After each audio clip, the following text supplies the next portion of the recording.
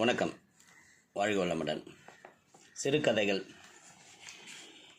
மிகப்பெரிய செய்திகளை அதன் மூலம் சொல்வது, குறிப்பாக வளரும் பருவத்தினருக்கு மனதில் பதியும் வகையில் சொல்வது என்ற குறிக்கோளில் சில பதிவுகள். இப்போ நம்ம பார்க்க போகிறது ஒரு சின்ன கதை. ஒரு இளைஞன் நன்றாக கார்ட்டூன் வரையக்கூடியவன். தான் வரைந்த படங்களை எடுத்துக்கொண்டு போய் பல இடங்களில் காட்டி வேலை கேட்டான். யாரும் வேலை கொடுக்கவில்லை. இந்த கார்ட்டூனெல்லாம் மக்கள் ரசிக்க மாட்டார்கள் என்று அவனை ஒதுக்கினார்கள். ஆனால் அந்த இளைஞன் தன் முயற்சியை கைவிடவில்லை. திரும்ப பல இடங்களில் ட்ரை பண்ணுறான். இந்த சூழ்நிலையில் ஒரு ஆலயத்தில் சிறு பிள்ளைகளுக்கான கார்ட்டூன் படங்கள் வரையும் வாய்ப்பு கிடைத்தது. அவனை ஒரு பழைய குப்பை குளமிலிருந்து அறையில் அமர வைத்து படம் வரைய சொன்னார்கள். அந்த அறையில் எலியும் சுண்டலிகளும் மேலும் கீழும் ஓடிக்கொண்டிருந்தன.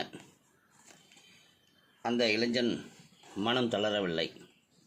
வேலை வேண்டாம் என்று ஓடவில்லை. அங்கேயே உட்கார்ந்து படம் வரைந்தான். அங்கு ஓடிய ஒரு எலியை பார்த்ததும் அதையே கார்ட்டூனாக மாற்றினான். அந்த கார்ட்டூன் தான் இன்று உலகத்தின் மூலை முடுக்கெல்லாம் இருக்கும் மிக்கி மவுஸ். அதை உருவாக்கிய வால்ட் டிஸ்னி தான் அந்த கார்ட்டூனிஸ்ட். அதனால் நம்ம மனம் தளராமல் செய்யும் முயற்சிகள் கண்டிப்பாக வாழ்க்கையின் உயரத்துக்கு நம்மை கொண்டு செல்லும் என்ற கருத்தை பிள்ளைகளுக்கு எடுத்து சொல்லுங்கள். ஏன்னா பாண்டிச்சேரி பிள்ளைகள், குறிப்பாக இந்த கால பிள்ளைகள் ரொம்ப ரொம்ப ரொம்ப ரொம்ப ரொம்ப ரொம்ப ரொம்ப இந்த முயற்சிங்கிறதுல ரொம்ப பின்னோக்கி இருக்கிறாங்க. அதனால் முயற்சி செய்வதுங்கிறது மிக அவசியம் என்பதை புரிந்து கொள்ளுங்கள்.